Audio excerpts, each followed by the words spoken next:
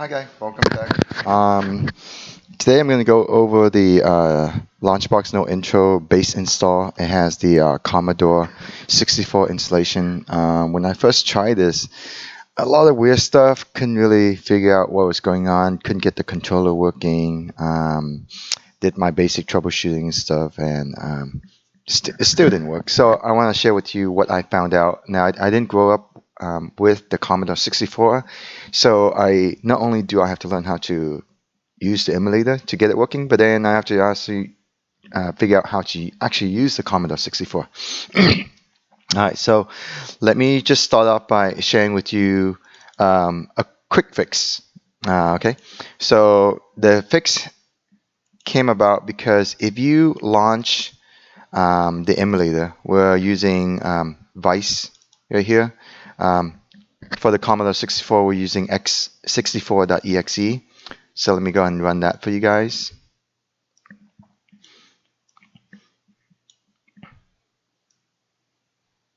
Alright, so I have my Xbox One controller wirely plugged in on this laptop. If I go up to settings and I go down to here, controller settings, controller ports, you can see that each port here, port 1, 2, is set to joystick, and then also user port adapter, which is like if you had a video card or extra port, you can plug in 2 additional joysticks. That is also set to joystick. Okay. Now we go up to joystick setting and actually select joystick settings here. You could set key set 1, key set A, and key set B here. Or you notice that it has my controller in here. Now I would recommend setting the joystick to joystick 2. I think most games will require port 2 to have a joystick. But then down here, these two is where we're going to set the configuration. So what I'm going to do here is I'm going to set configure key set A. I already set this to just click on the button and click on whatever you want. So this one, all you have to do is map south, west, east, and north, and that is set to WASD. And then my fire button here for key set A, I just set to Y. Okay, let's click OK. Now joystick 2, I'm setting it to my Xbox One controller, and then click OK there. Now if you have a second player on the keyboard, you can also configure key set B. Let's go ahead and do that. So for this one, south will be the down arrow, west will be the left, right arrow here, north will be up, and then the fire button here, I'm going to set that to be just a space bar. Okay, I'm going to click OK, and then click OK here.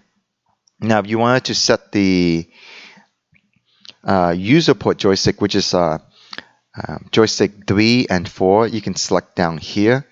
Right now there is no user port adapter enabled, but if you wanted to have a fourth controller or third or fourth controller, I got this working by setting it to CGA, and then right here you can set it to whatever you want. You know, for instance, we can set it to key set B, and then right here number pad and right control would be basically you know, the directional, and then the right control will be the fire button. So let's just do that, just so we have 4 controllers set. Okay, click OK.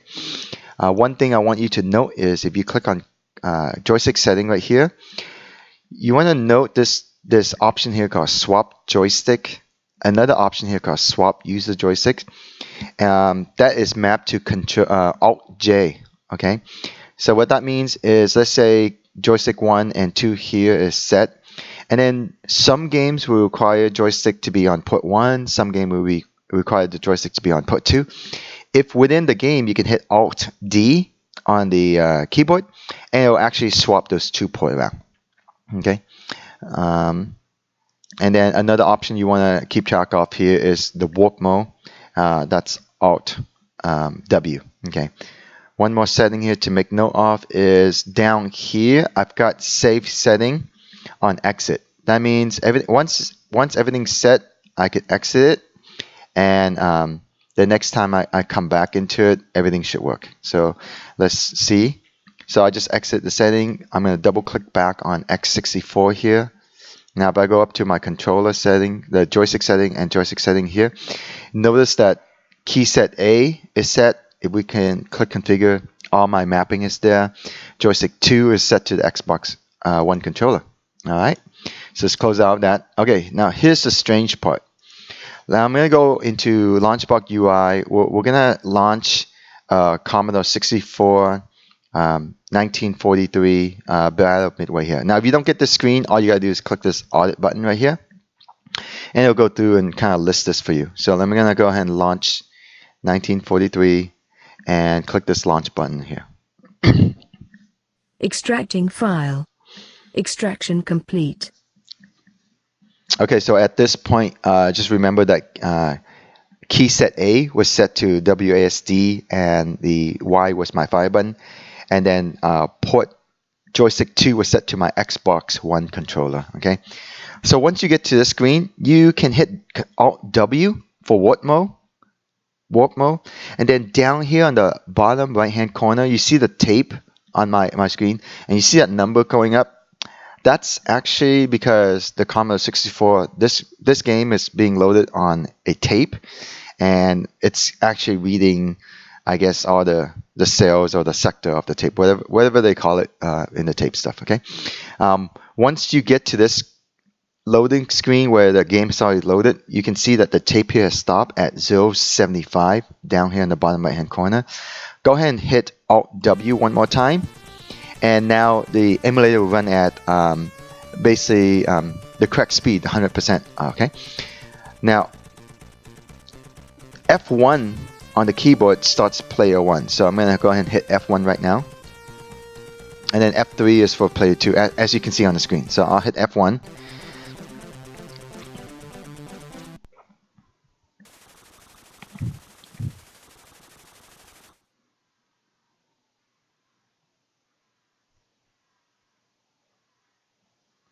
Okay, so right now I'm using the keyboard, like the WASD.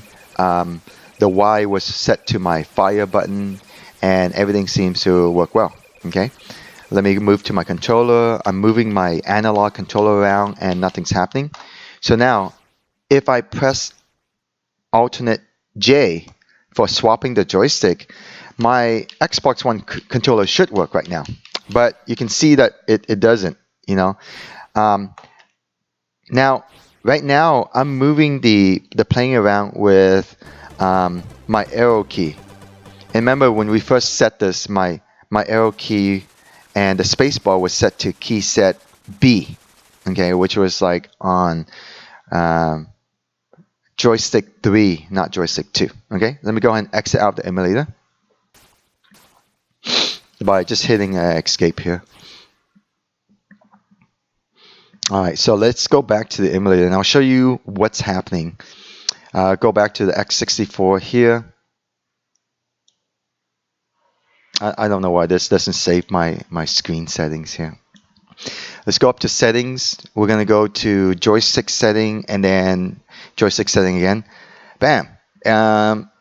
So, you know, when I hit Alt D, instead of swapping my Xbox One controller with the key set A, okay, it actually swapped key set A and key set B. Okay, so if I hit Alt, let me get out of this. If I hit Alt D again, no, I'm sorry, Alt J for the joystick. Okay, and I go back to my controller settings here, joystick setting.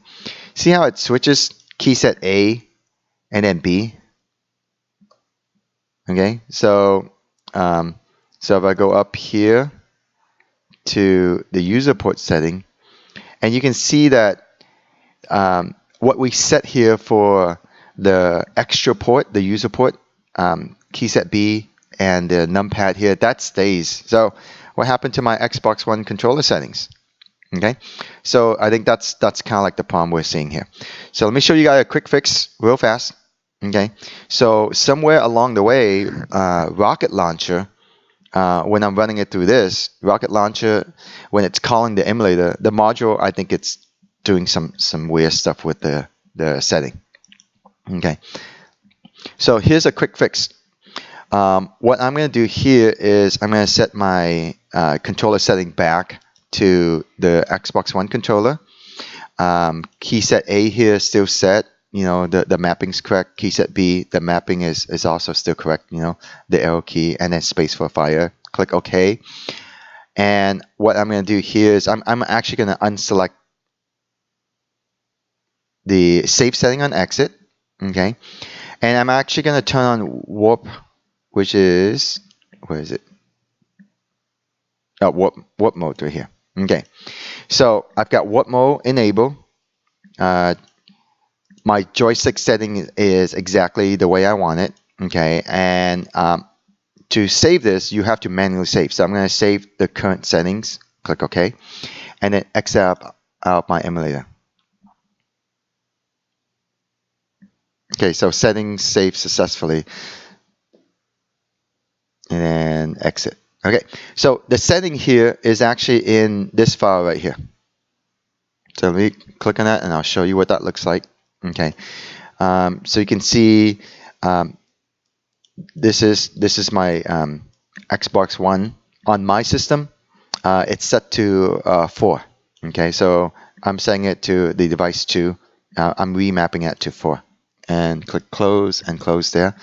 All right, so if you watch CoPipe's video on setting up the Commodore 64, he'll have you go to the C drive, app data, roaming, stuff like that. But because of this file right here, the portable, it will actually just kind of save it to default to this directory. So here's the quick fix. Sorry, I'm got long-winded here. Properties, select read only, click apply.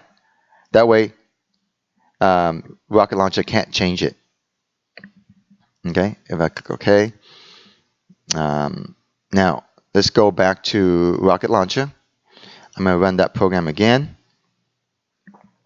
Extracting file. And the reason I save Extraction complete. And the reason I save the settings in warp mode is because I want the application to load up quickly without pressing Alt W.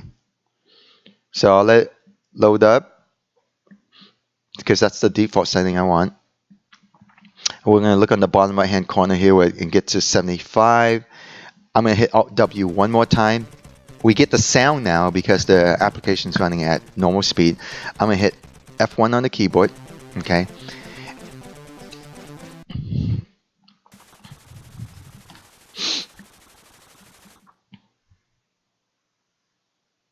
And let's see if this works.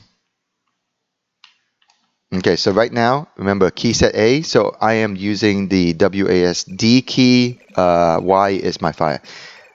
I'm going to hit Alt J right now, and that should switch, a joystick 1 and 2, and now I'm actually controlling the playing using the analog, joystick, the left analog on my joystick. Every single button on the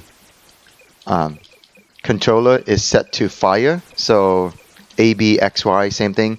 I can also use the D-pad. That's also set up properly. Okay, so I'm going to hit escape right here.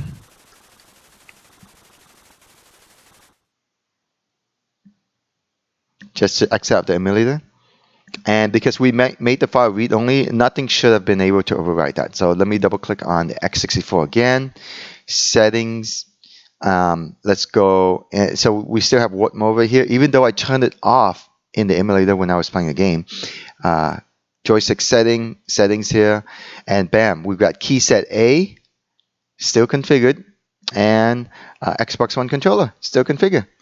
All right, so that's basically the end of the fix. Okay, now at this point you're pretty much done with the video. Now, if you're interested in seeing how I got to that point, finding a fix, stick around and just kind of watch. It'll help you troubleshoot maybe other system. Okay, so again, first thing I did was ran the emulator. So and then also ran the game just to isolate that. Okay, let me go ahead and run LaunchBox here, all the games are in here. Commodore 64. Let me find 1943 Battle over Midway. First thing I did was just extract that file right there. Okay, so let me go ahead and do that, and let me go ahead and drag that to temp. So I just made a temporary directory. Okay, so here's my D drive. Here's my temp directory. So I've got. Let me just remove that. That's a different project. Okay, so I've got the ROM here, and let's run just the emulator. Here's vice. I'm going to go up to File. I'm going to auto start.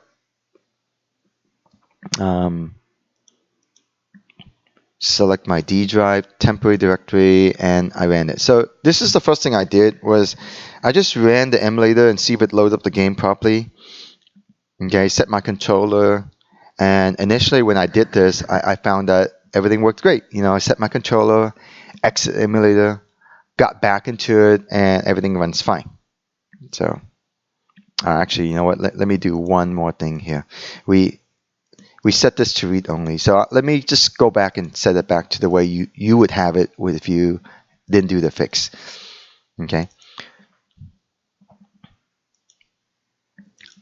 So let me load up the game again.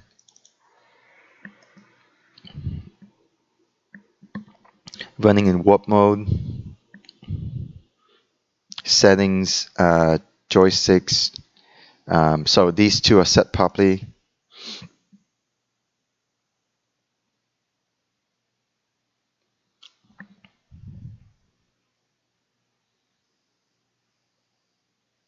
All right, there we have it. So again, test the controls, hit F1 for player 1. Sometime I'll warp through this as well. Okay, so using key set A right now. So WASD and Y for the fire button. Alt J, switch to my Xbox One controller. Works great. Hit exit. Okay. So at this point, I was pretty satisfied that the emulator worked properly. You know, I can always exit, go back to it. Nothing weird happens where things change around. Okay. So the next thing I did was went into RocketLauncher. Okay. Now I wanted to be able to see and get access to the menu. So what I did was went to settings. So this step is going to be the same for troubleshooting everything. Where settings, fade. Fade is actually not so important in this because the emulator load. But let's just do that anyway. Let's turn fades to false. Okay.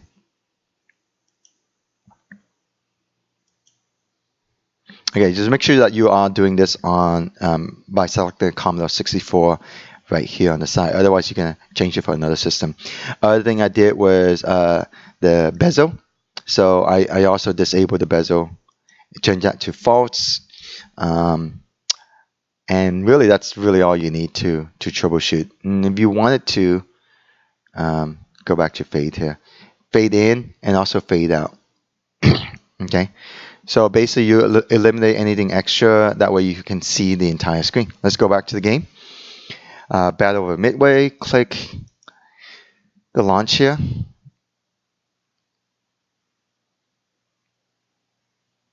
All right. So without the fade, you get this ugly screen. I'm going to hit Alt Enter on my keyboard. Okay. So Alt Enter is kind of like the default key combo you'll press to make things full screen or window. Okay. So here, I've already loaded. So let me hit Alt W here to disable warp mode. And if I go up to settings here, joystick settings, and what happened? I mean, I had my controller set and we proved that it worked, right? We proved that it worked when we just ran the emulator, but through RocketLauncher, it kind of messed everything up.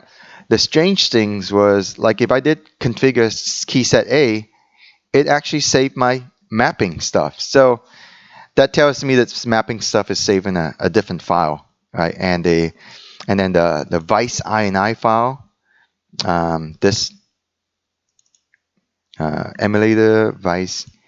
So the key mapping is set in a different file, but then this vice file here shows, or some reason, it saves this. So it saves this part of it, but for some reason the joy device gets moved around.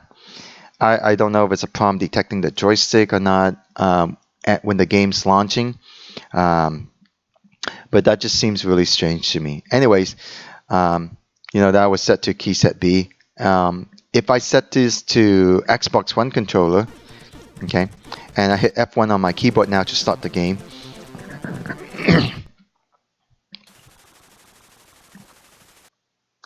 Okay, so WASD here is working. I hit Alt-J on my keyboard, and the controller is working. So no problem with the controller working, running the emulator through LaunchBox. The only problem is the ports or setting got messed up. And let me hit escape here. Okay, so no longer in LaunchBox. And what I did was, I'm like, that was kind of strange. So I went back into the emulator, running it by itself. Okay. Again, I'll enter will go to full screen or not. Okay, and then go up to settings. And if I go to joystick settings right here. So we were just in RocketLauncher. I had set my joystick, right? And it worked. And then when I exit, I came back just to run the emulator, and key set A and B here are kind of like still set to this. Okay, now check this out. If I go to settings, see the settings right here? It says save setting on exit. That's disabled. So my settings shouldn't have changed, unless somebody is ignoring that setting and just changing it anyway. All right, so that's how I got to the conclusion that something weird with RocketLauncher that's causing it. I don't think it's RocketLauncher specifically. I just think it's the module. Okay, so I haven't really had time to dive into the module. If you want to, go back to RocketLauncher, Commodore 64 module, and this is the module that's being used. Right click on that. You can browse to folder, and then here's the vice.ini file. So I don't know if this changed stuff. And then here's the module. So if you right click, edit with notepad. If someone wanted to, they could go through here and try to figure things out. But I didn't want to be bothered with that right now. Okay. So my solution, probably not the most elegant, was to go into the emulator. Right, so here's emulators, WinVice, run this thing, go up to settings, joystick port, and set the controller exactly the way I want it. Click OK. I'm going to save the setting manually. Okay, save successfully and exit. And if I right click on that, and just lock it, because I don't want anybody to change. I don't want any program to change that. Just make it read only. Apply, and so that's basically how I fixed it. So let's go back and run it again. Still run it without the fade and the bezel and stuff. Okay. Yep, that's running in the background. So let me close that. Let's relaunch this.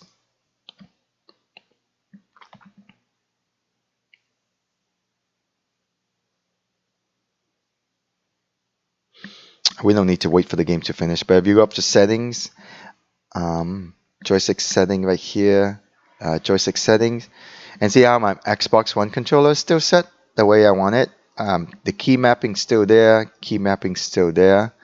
if you look to settings, joystick settings, and then user port, those things are exactly the way I said it. Okay, so the only problem with this is if you wanted to change your mapping, I didn't even try this, so let's try. So let's say settings, and let's say I want the fire button to be T. So instead of Y, so click OK there, OK there, settings, and then remember you have to save the settings manually. Oh shoot, I loaded the setting. Damn it. Okay, let's go back. Settings, controller settings, key set A. So I want to change this to T. Click OK, OK, and then settings, save settings. And notice I can't save the settings. Okay. So here's something you can do. Save settings to a specific file. So I can go this one, and I could do 2 there or something. Okay. Go save. Exit out the emulator. And then here's the settings. Okay, so what you just basically have to do is just delete that one. Rename this one to vice.ini. Right-click, select properties, and then read only. Okay, or you can just go right-click, properties, unselect read only, go back to the emulator, save the settings that you want manually, and then right-click on it again and basically make it read-only again.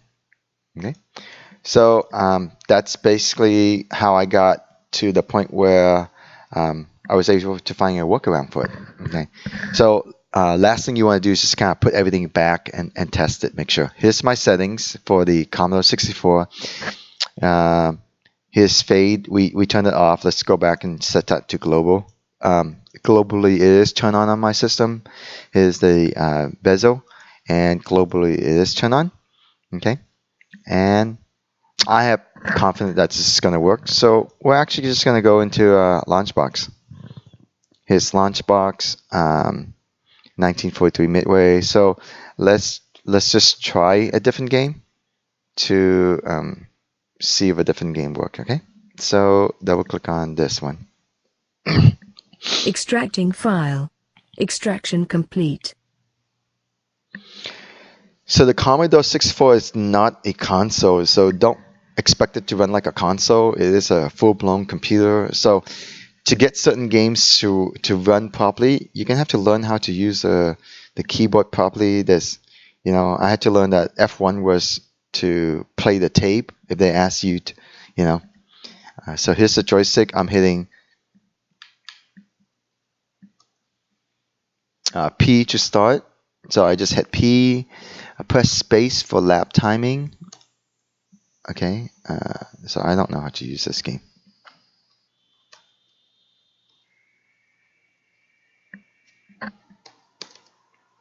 No, keyboard works because I was able to hit P. Let's exit out this one. So that's the problem with the Commodore 64. I just don't know too much about it. Let's try another game here. Extracting file. Extraction complete. So if you want to find out about certain games, you can always download the manual. Oh, you know what? Just make sure that. Okay, I got it. Make sure you press Alt W to disable warp mode. Otherwise, it's not going to function properly. Just wait for this to completely load up. So hit warp mode here.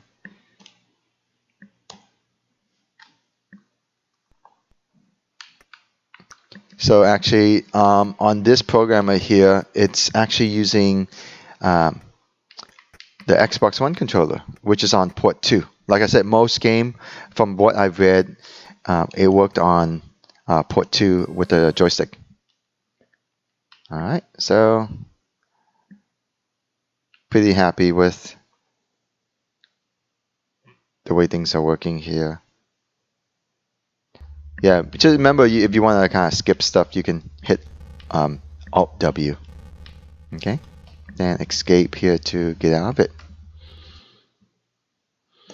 Alright guys, so I spent like 6 hours trying to figure this crap out. It just really bugged me. One more thing here is if you want to find out more about a game, how to play it, there's always view manual here, and a lot of the program will have the manual. It's pretty well documented.